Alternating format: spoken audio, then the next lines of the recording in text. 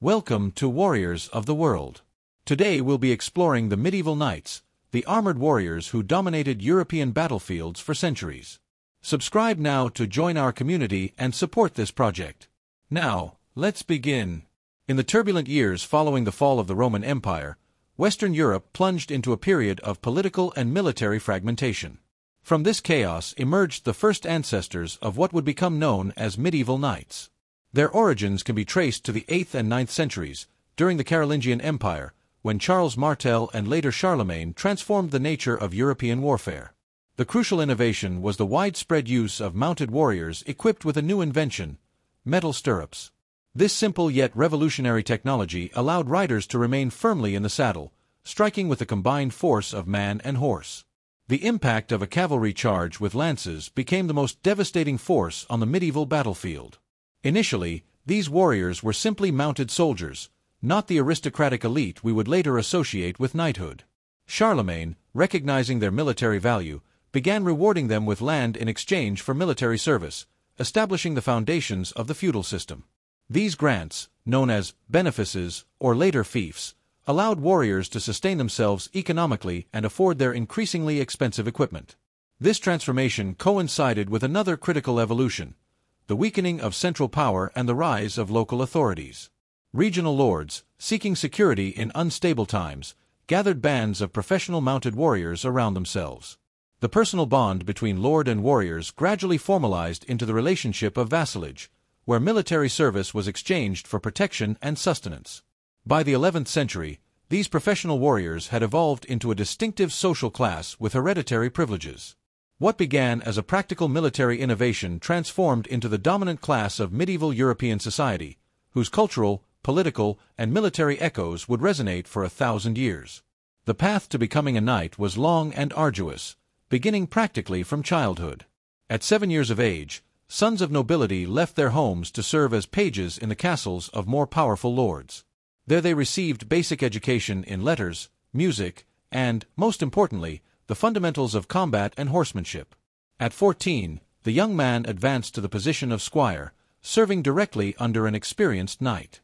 During this phase, his military training intensified dramatically. The squire learned to handle all knightly weapons: sword, lance, axe, and mace. He practiced daily with training weapons to develop the extraordinary strength and endurance needed to fight in armor. Advanced horsemanship was fundamental, as the knight needed perfect control of his mount while fighting. The squire trained to ride without hands, jump obstacles, and execute complex maneuvers that would be vital in battle. Simultaneously, he learned to care for his mentor's armor and weapons, acquiring knowledge about their maintenance and repair. The culmination of this training came around the age of 21 with the knighting ceremony. In its most elaborate form, this included a ritual bath symbolizing purification, an overnight vigil in prayer, and finally the accolade, where the lord struck the candidate with the flat of the sword. These ceremonies varied enormously by region and era, becoming considerably simplified in wartime when knights could be dubbed directly on the battlefield after demonstrating valor. The lesser-known aspect of this training was psychological conditioning. Young men learned to manage fear and combat stress, maintain calm in the chaos of battle, and develop the contempt for death that characterized the chivalric ideal. This conditioning was as important as physical skills, creating warriors capable of advancing directly toward formations of armed enemies without hesitation. The result of this process was extraordinary: a warrior with exceptional physical abilities, deep technical combat knowledge, and an implacable mindset, all backed by the best equipment money could buy. The evolution of knightly armament reflects a centuries-long arms race between offensive and defensive weapons that defined medieval combat. A knight's equipment represented a massive investment, equivalent to the value of several villages, limiting this form of warfare to the economic elite. Body protection evolved dramatically from the early Middle Ages to the Renaissance. Early knights used mail, flexible weavings of interlocking metal rings that offered good protection against cuts while maintaining mobility. By the 13th century, metal plates began reinforcing specific vulnerable areas. Finally, in the 15th century, full-plate armor emerged, representing the pinnacle of medieval personal protection. Contrary to popular belief, these armors were not excessively heavy nor severely limiting to mobility. A typical 15th-century full-plate armor weighed between 55 and 65 pounds, with the weight evenly distributed throughout the body. The joints were ingeniously designed to allow a surprisingly wide range of movement. Fully armored knights could mount unassisted, run, and even perform somersaults, albeit with less agility than without armor. The warhorse, as vital as the armor itself, was an equally significant investment. Destriers, specifically bred for combat, were larger and stronger than common horses, though not as gigantic as often portrayed in modern films. Their training was rigorous, accustoming them to the noise, confusion, and violence of battle. A good warhorse responded to knee pressure signals and weight shifts, allowing the knight to fight effectively with both hands free. Offensive weaponry varied according to time and place, but certain weapons defined the knight. The jousting lance, evolved from simple spears, became thicker and heavier, incorporating the characteristic handguard for protection during impact. The sword, the quintessential symbol of the knight, varied from early cutting models to later versions designed to penetrate armor. Complementary weapons included maces, axes, and specialized daggers to force the joints of enemy armor. This sophisticated equipment ensemble allowed the knight to function as medieval, heavy artillery, a combatant almost invulnerable to common soldiers, capable of breaking formations and deciding the outcome of battles when properly employed. The romantic image of the knight as a heroic individual warrior contains only part of the truth. Throughout the centuries, cavalry tactics evolved considerably, reflecting changes in weaponry, military organization, and combat conditions. In their beginnings, knights fought as individual combatants or in loose formations. The initial charge with lances was followed by close combat with sword, mace, or axe. This form of fighting emphasized personal valor and individual skill, coinciding with the later Romantic vision. However, by the 12th century, knights had developed more disciplined tactics. The wedge charge formation was a crucial tactical innovation. Knights charged in a tight triangular formation, with the most experienced leaders at the vertex. This formation concentrated the force of impact at one point, allowing penetration of even disciplined infantry lines. After the initial impact, the formation opened, allowing more knights to engage the enemy. This tactic required considerable collective training, belying the idea of the knight as a simple individual combatant. The development of coordinated tactics between cavalry and infantry marked another important evolution. The most effective armies of the late Middle Ages employed archers and spearmen in mutual support with knights. At Cressy and Agincourt, the English devastatingly demonstrated the vulnerability of French cavalry to well-positioned archers protected by stakes. The best commanders learned that cavalry was most effective when selectively employed against vulnerable targets or as a decisive force after weakening the enemy.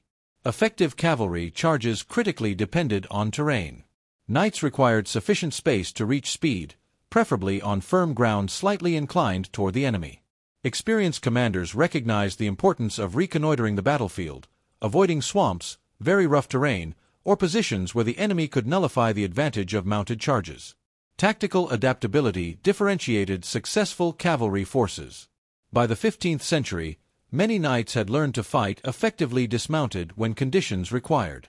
At battles such as Duplin Moor and later Agincourt, even French and Scottish knights dismounted to fight on foot, albeit with less success than their English counterparts better trained in this modality. The code of chivalry, so central to our romantic image of the medieval knight, was a complex construction that evolved considerably throughout the centuries. Far from being a formal and universal set of rules, it represented an ideal to which many aspired but few perfectly fulfilled. The origins of this code can be traced to attempts by the Church to control endemic violence among the European warrior class. The Truces of God sought to limit combat to certain days, while the notion of peace of God aimed to protect non-combatants such as clerics, women, and peasants. These early moralizing efforts were gradually incorporated into chivalric values. By the 12th century, troubadours and court poets had elaborated these principles into an idealized code emphasizing loyalty, courage, generosity, courtesy toward women, and defense of the weak. The popular Arthurian legends codified these virtues in characters such as Sir Lancelot and Sir Gawain, creating aspirational models for real knights. Reality, however, was considerably more complex and often brutal. Many knights, trained from childhood as combatants and raised in a culture that glorified martial prowess, were essentially professional warriors who employed violence as their primary tool. Medieval chronicles are replete with examples of knights pillaging villages, extorting merchants, and terrorizing civilian populations.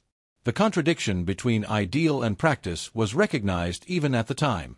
Writers such as Chrétien de Troyes explored the inherent tensions in reconciling Christian values with professional violence. Tournaments, originally barely restricted combat practice, were gradually ritualized and regulated precisely to channel knights' aggressive instincts into more controlled spectacles. Still, it would be wrong to dismiss the chivalric code as mere hypocrisy. Ideals can influence behavior even when imperfectly fulfilled. Many knights sincerely attempted to live according to these values, and notions of honor and appropriate behavior could significantly moderate the innate brutality of medieval warfare. The tradition of treating noble prisoners honorably, for example, though partially motivated by the potential for lucrative ransoms, represented a significant advance over earlier practices. Among the most distinctive manifestations of the chivalric ideal are the religious military orders, unique institutions that combined monastic vows with the warrior vocation. Arising during the Crusades, these organizations represented the most complete fusion between Christian ideals and the chivalric tradition. The Order of the Knights Hospitaller, originally founded to care for sick pilgrims, evolved toward military functions after the First Crusade. Their dual mission of medical care and armed protection perfectly reflected the tension between the Christian ideal of charity and the reality of the Crusader frontier. After losing the Holy Land, the Hospitallers established bases in Rhodes and eventually Malta, where they continued their fight against Muslim forces in the Mediterranean until the modern era. The Knights Templar, perhaps the most famous military order, was founded specifically to protect pilgrims on the dangerous routes to Jerusalem. Their dedication was such that their original rule prohibited retreat from battle unless outnumbered 3-1. Beyond their military prowess, they developed a sophisticated international banking system, lending to kings and financing large-scale commercial operations. Their economic power eventually contributed to their downfall, when Philip IV of France, indebted to the order, orchestrated their dissolution through accusations of heresy. The Teutonic Order represents another fascinating development of this concept. After their initial participation in the Holy Land, they redirected their energies toward the pagan frontiers of northeastern Europe. Their campaign of conquest and conversion in Prussia and the Baltic states effectively extended the frontiers of Christian Europe, creating a monastic military state that endured for centuries. All these orders shared revolutionary organizational characteristics for their time. They developed meritocratic hierarchical structures where knights of relatively modest origin could rise to leadership positions based on ability and service. They maintained international logistical networks, with commanderies and preceptories from Spain to Palestine, allowing them to move resources effectively across vast distances. Militarily, the orders innovated in tactics and discipline.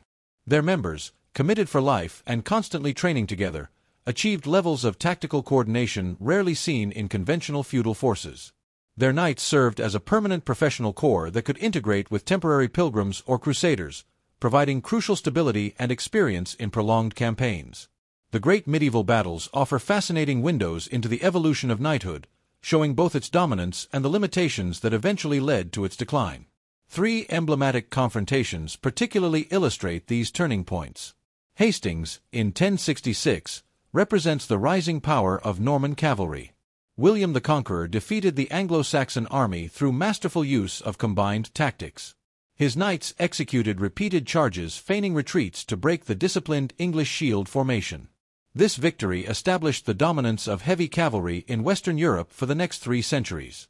The Battle of Hattin, in 1187, demonstrates the fatal consequences of incorrectly employing cavalry forces. The Crusaders, under Guy of Lusignan, marched without adequate water supply under the scorching July sun in desert terrain. Saladin forced the weakened Christian knights, already exhausted and dehydrated, to charge uphill against prepared positions. The result was the almost complete destruction of the military capability of the Kingdom of Jerusalem, demonstrating that even the best cavalry could be defeated through superior strategy and exploitation of terrain and climate. Cressy, in 1346, marks a decisive turning point.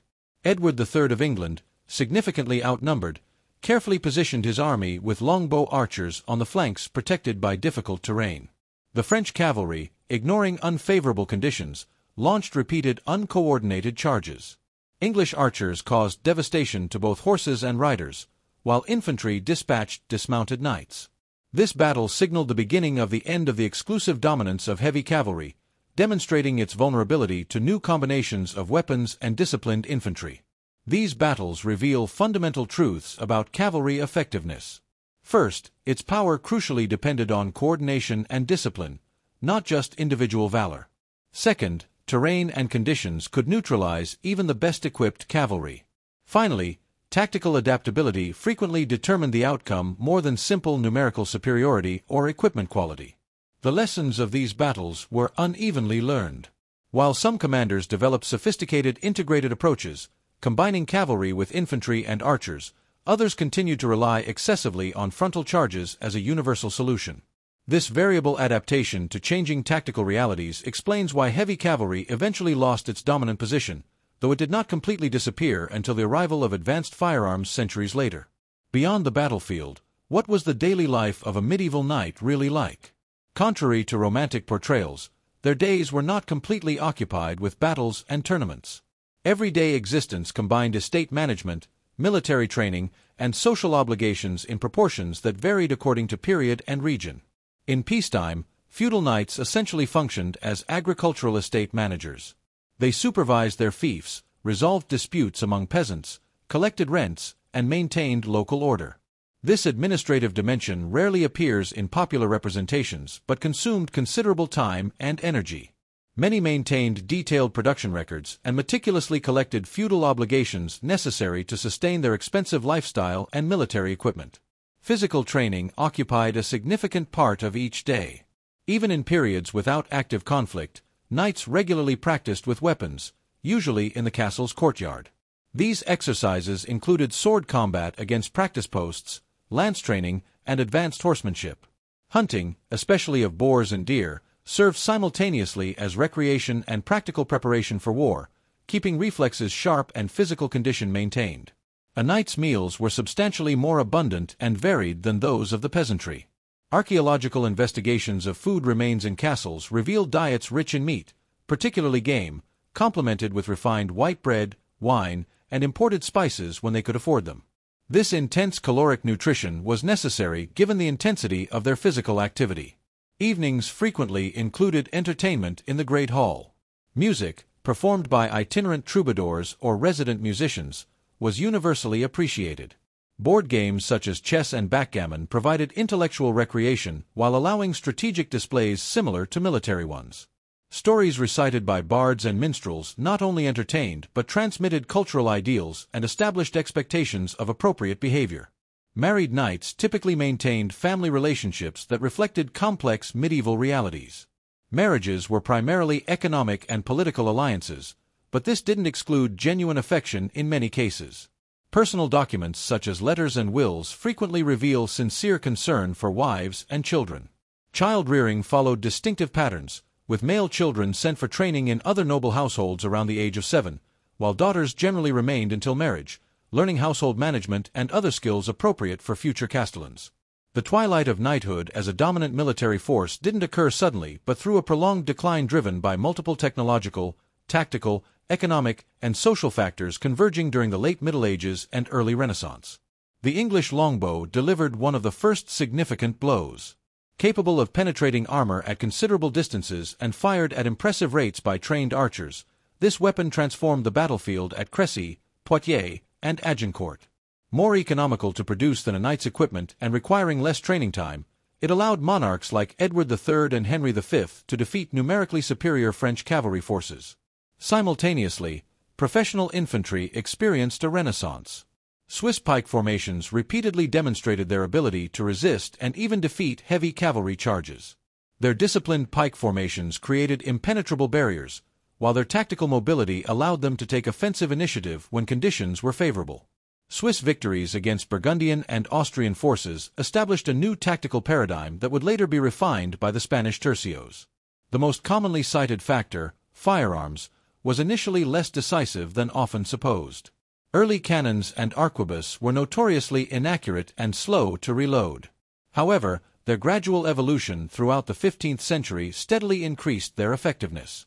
By the 16th century, formations of musketeers supported by pikemen had emerged as the new dominant force on European battlefields. Economic factors accelerated this decline. The increasing cost of quality equipment for cavalry increasingly exceeded the resources of individual knights. Simultaneously, emerging centralized states could now collect taxes to maintain permanent professional armies.